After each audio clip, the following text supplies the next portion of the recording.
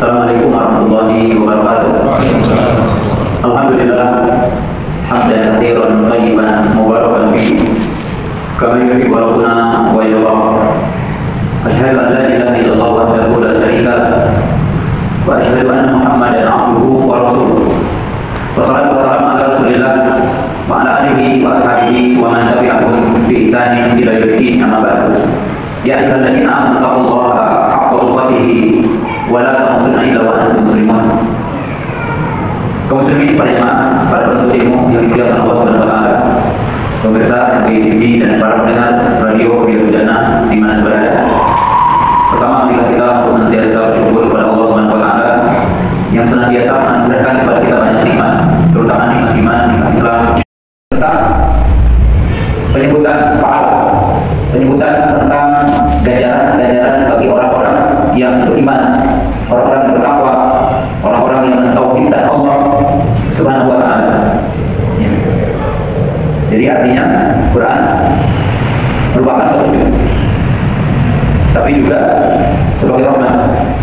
Ya ayyuhan nasu qad ja'akum mau'izatun min rabbikum wa shifaa'un lima fi sudur wa hudan wa rahmah lil mu'minin. Artinya Quran ini petunjuk, tapi juga sebagai rahmat. Artinya di mana Allah Subhanahu wa taala dengan kasih sayangnya kepada hamba-Nya, maka Allah menurunkan kitabnya. Jadi tidak membiarkan manusia begitu saja di muka bumi, tidak diberikan petunjuk, tidak diberikan hidayah, tapi Allah Ta'ala memberikan hidayah kepada manusia, yaitu jalan yang mengantarkannya kepada kebahagiaan, jalan yang mengantarkannya kepada keselamatan.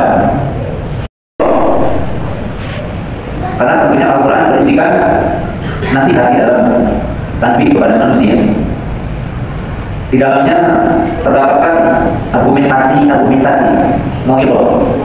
Karena mau'izah itu ya, salah satu konsep yang ada dalam Al-Quran berupa perintah ma'al bayan, berupa nahyu ma'al bayan.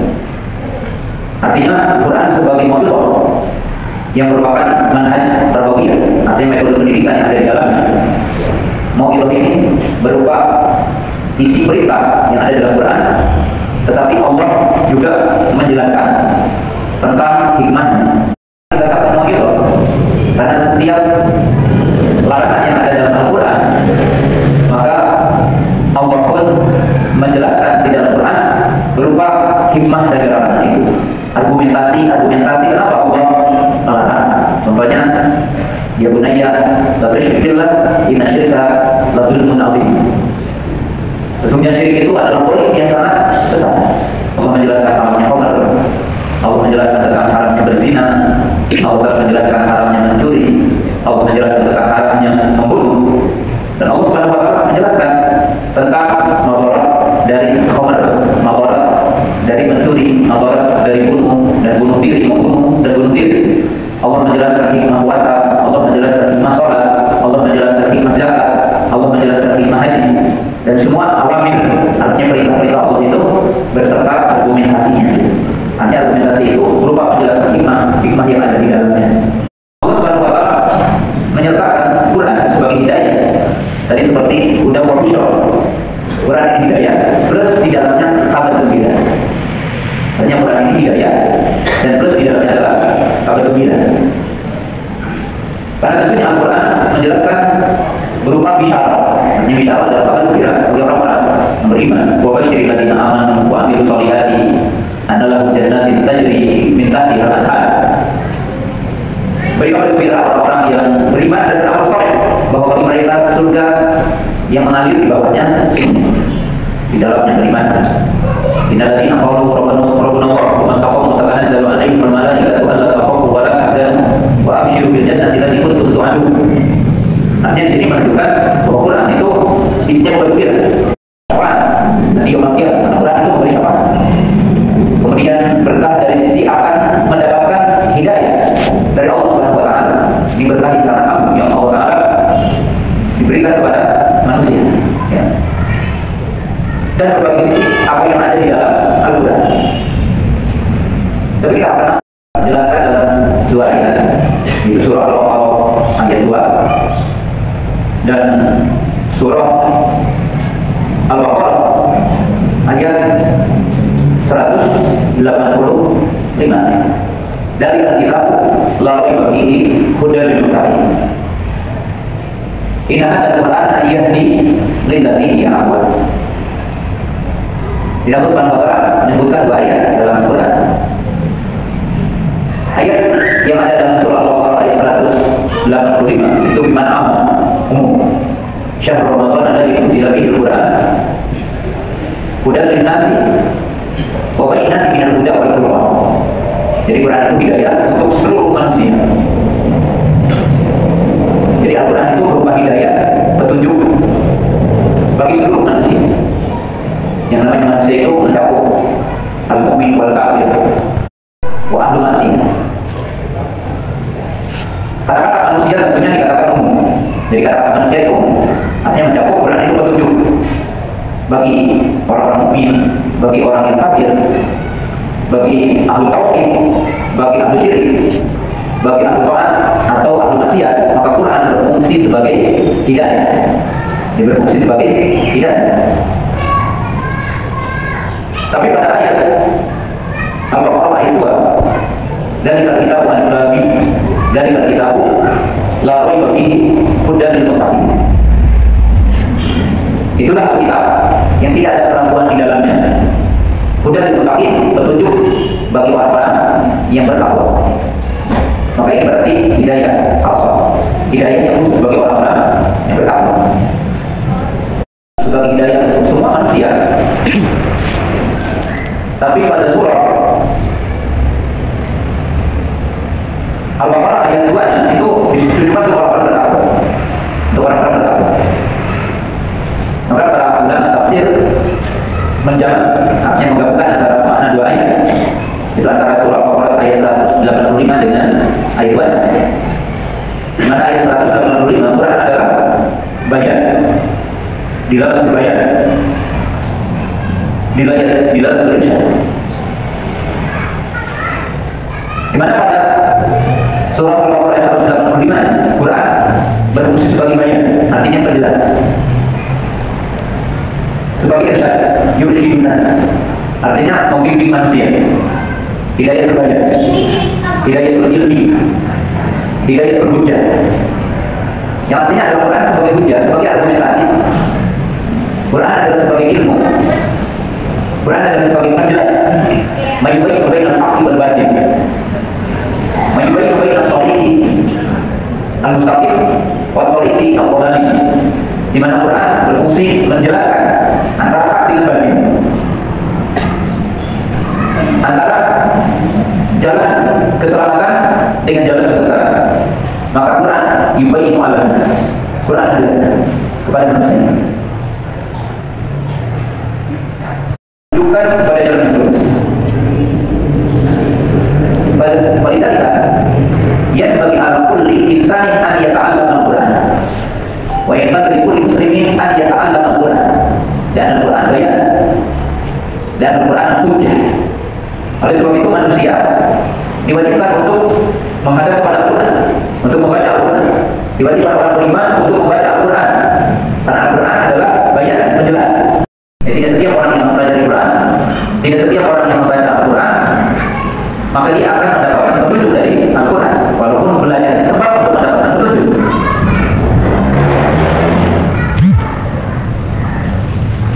Tidak setiap orang yang menelaah Al-Quran, maka dia akan dapat petunjuk. Bahkan kita mengetahui, tapi ini jangan keliru memahami. Bahkan tidak setiap orang yang juga hafal Al-Quran. Mungkin ada orang yang hafal Al-Quran, tapi tidak dapat petunjuk dari Al-Quran, dan tidak mendapatkan hidayah secara sempurna dari Al-Quran. Sebagaimana dikisahkan tentang kaum Khawarij, yaqra'una Al-Quran wa la yujawizu hanajirahum bil bayatil tarqi. Yaitu orang-orang yang membaca Al-Quran tidak melewati tenggorokan mereka, artinya membaca Al-Quran tapi tidak dapat hidayah dari Al-Quran. Maka ayat yang kedua, sudah dilengkapi. Quran ini akan menjadi hidayah bagi manusia. Itu tentunya dilihat juga dari dua sisi lain. Jadi bahkan Quran ini akan jadi hidayah. Yang pertama, al-hidayah nikmat. Nikmatullah. Wal hidayah hibatullah. Yahdi man yasha wa yudhillu man yasha. Bahwa hidayah itu nikmat Allah. Bahwa hidayah itu karunia Allah. Jadi hidayah itu nikmat Allah. Hidayah itu karunia Allah. Yahdi man yasha wa yudhillu man yasha. Di mana Allah menunjukkan kepada sebagian orang dan Allah menyesatkan sebagian orang. Bahwa hidayah itu kata masyiatillah, kata kudratillah. Maka hidayah itu di bawah kehendak Allah. Hidayah itu nikmat yang Allah Ta'ala akan anugerahkan kepada siapa yang Allah Ta'ala kehendaki. Hidayah itu adalah berupa keutamaan Allah, fadl, rahmat, nikmat yang Allah Ta'ala anugerahkan kepada siapa yang Allah kehendaki. Yahdi man yasha wa yudhillu man yasha. Innaka la tahdi man ahbabta walakin Allah yahdi man yasha. Sisi yang pertama, artinya si poin pertama karena tidak itu di sisi Allah. Yang kedua, hidayah Al-Quran. Al-Quran hidayah liman yahtadi bihi.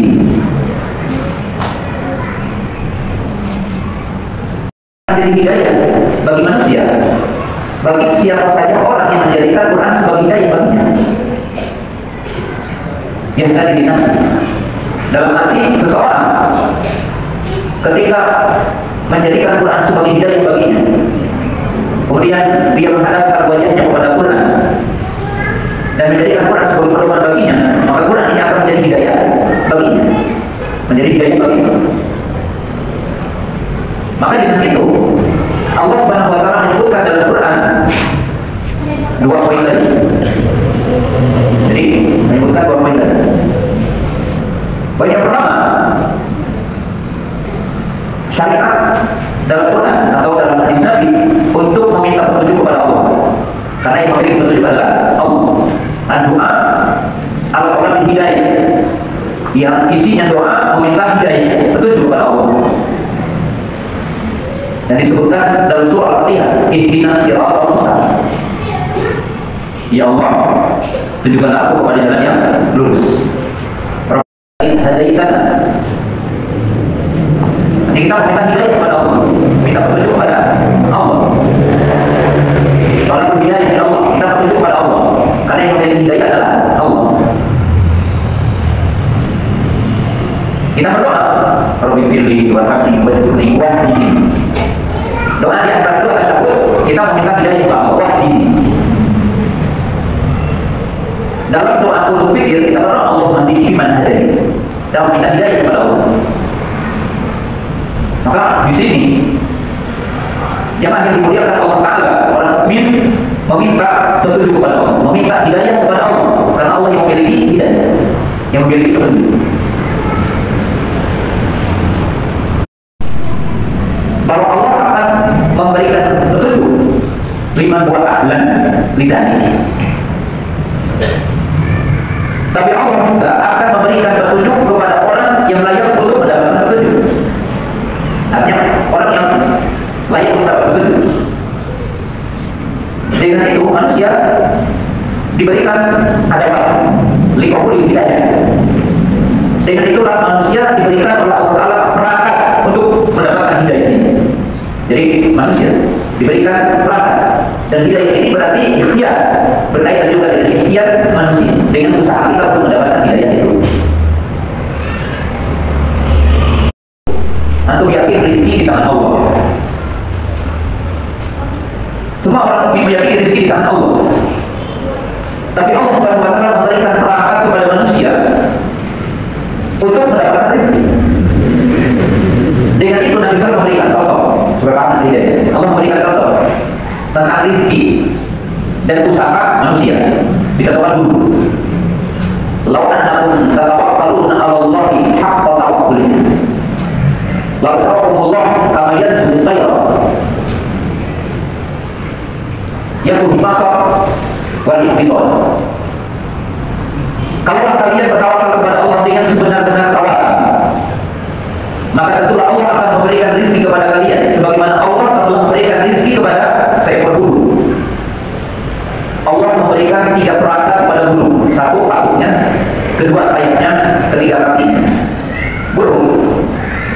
ditetapkan rezekinya di Lauhul Mahfuz oleh Allah. Tapi Allah menetapkan perangkat secara takdir kauni, secara hidayah aman, hidayah fitrah. Allah Ta'ala telah menciptakan kepada burung tentang kudrah sebab untuk mencari rezeki berburu. Apa? Allah menciptakan tahu. Allah menciptakan tumbuhan liar sehingga burung bisa terbang kemana-mana. Kemudian terbang lagi. Pagi-pagi, kalau pakai bahasa Sunda, reket menunjukkan perutnya lapar. Pagi-pagi berkicau burung tak lapar. Tapi dengan anugerah Allah, karunia Allah, Allah memberikan perangkat untuk burung bisa mencari untuk kehidupannya. Maka datang di waktu sore dalam keadaan perutnya telah kenyang. Kenapa? Karena menempuh sebab. Maka demikian juga manusia. Kita juga wajib meyakini dua sisi itu. Kita meyakini bahwa hidayah di tangan Allah. Allah menentukan siapa yang Allah kehendaki, dan Allah telah berikan kepada kita ada yaitu al-aqli berupa asami berupa pendengaran, al-basar berupa penglihatan, al-qalbu berupa hati. Untuk apa? Untuk mencerna semua apa yang Allah telah berikan untuk hidayah. Maka bihasbi iradatihi lil hidayah wa bihasbi sifu talab hidayah saya silul hidayah. Maka dengan seukuran manusia itu menginginkan hidayah, dan sejauh mana orang itu sibuk ditolak artinya benar-benar orang itu mencari hidayah itu, maka sejauh itu juga dia akan mendapatkan hidayah, dia akan mendapatkan apa? Petunjuk. Ya. Karena ada iroda, ada sibuk tolak. Maka dengan itu Allah menunjukkan dalam Quran satu ayat yang sangat populer. Allah berfirman, "Walladzina jahadu fina lanahdiyanahum subulana." Jadi Allah Subhanahu wa taala berfirman, dan orang-orang yang berjihad di jalan kami, maka kami benar-benar akan menunjukkan ya, mereka kepada jalan kami. Jadi di situ menunjukkan sifat tolak. Sifat tolak itu benar-benar mencari. Sehingga hidayah itu sampai kepada orang itu. Tapi kalau yang kedua, orang yang mungkin sejumlah orang menghafal hadis, menghafal Quran, tapi tidak dianugerahkan pemahaman. Karena orang yang menghafal tidak paham. Orang yang menghafal tidak paham. Ada orang yang sering ngajinya, tapi begitu juga. Seperti ini orang yang mungkin bertemukan dengan ilmu tapi tidak paham dengan ilmu. Kalau orang yang ketiga, orang yang sejak awal tidak menghadap, dia tidak pernah membaca Quran, tidak ada di hadapan Quran, selama bulan Ramadan tidak pegang Quran, tidak baca Quran, tidak pernah tamat. Ya, mereka tidak ada hidayah, mereka tidak mungkin dapat hidayah. Kenapa? Karena tidak ada nilai roda, tidak ada nilai keinginan, tidak ada nilai kemauan. Apalagi sibuk ditolak ini, ya orang memiliki kesabaran dalam berilmu, orang memiliki keikhlasan dalam berilmu, itu sibuk ditolak. Dia itu betul-betul dalam mencarinya. Dia mengumpulkan sebab-sebabnya, dia mencari sebab-sebabnya. Ya, artinya sebab-sebab untuk mendapatkan terkumpul dalam diri, dan dia menempuh sebabnya sehingga sampai pada tempat yang dimaksud dari hidayah. Bahwa Allah sama wahwa syahid. Ayat ini dibuat dari sistem pendidikan deep learning. Nanti ini, kalau kita bagaimana pula ada hidayah. Pertama, orang yang menyaksikan agungan Quran. Jadi kalau antum itu tidak menyaksikan agungan Quran, bagaimana Quran akan membekas? Yakini Quran itu tidak ada keraguan di dalamnya. Yakini Quran itu sempurna. Yakini Quran itu turun dari Allah. Yakini Quran itu relevan untuk setiap waktu dan tempat. Yakini Quran itu tidak ada kekurangan di dalamnya, sempurna. Nah ini wahwa tadi dia menyaksikan.